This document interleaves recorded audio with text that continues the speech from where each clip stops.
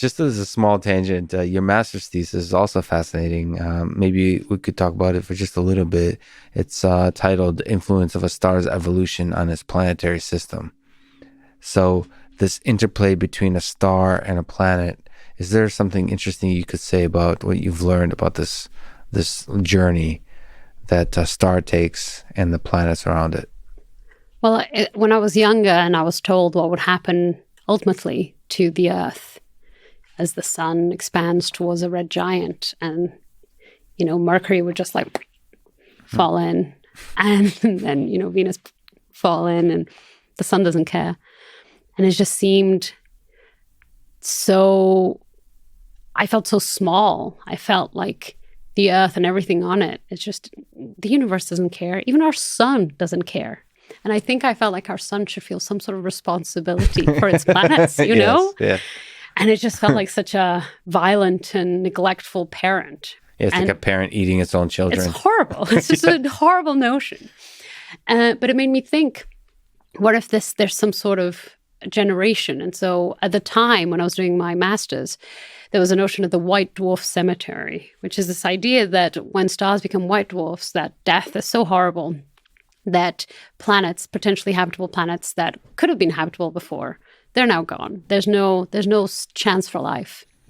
But then I thought, what if life returns? Now it's a white dwarf. It's calmed down. It's not going to go anywhere. White dwarfs are very stable across like universal timescales. And so could you have planets around a white dwarf that could themselves get life again? Mm-hmm. Life doesn't care. And so my work was basically killing dozens of planets thousands of times. I just ran thousands and thousands of N-body simulations. Well, you simulated this? Yeah, so I simulated the star growing and just eating all these planets up, and just absolute chaos. The orbits of the planets would change as the star loses mass, so you would have like Jupiter like planets just crashing into the other planets, throwing them into the sun early. It was terrifying to watch these simulations. It was absolute carnage. But if you run thousands of these simulations, some systems find new balanced ways of staying alive. Some systems post-star death find stable orbits again for billions of years, more than enough for life to originate again. And so that was my idea during that time. That thesis was trying to explore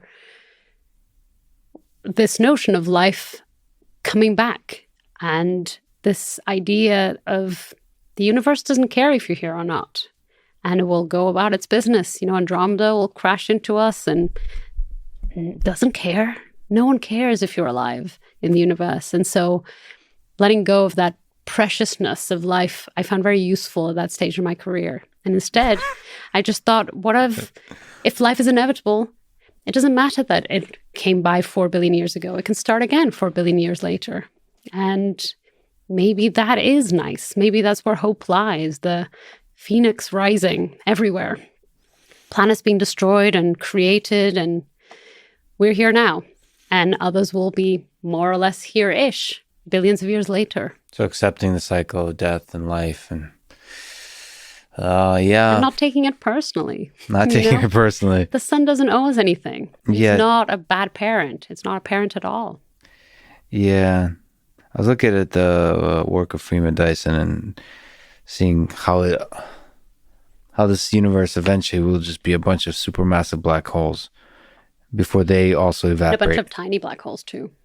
Yeah. Absolute quiet. Everyone, all the black holes, a little too far away from one another to even interact, until it's just silence forever. But until then, many, many cycles of death and destruction and rebirth. And rebirth.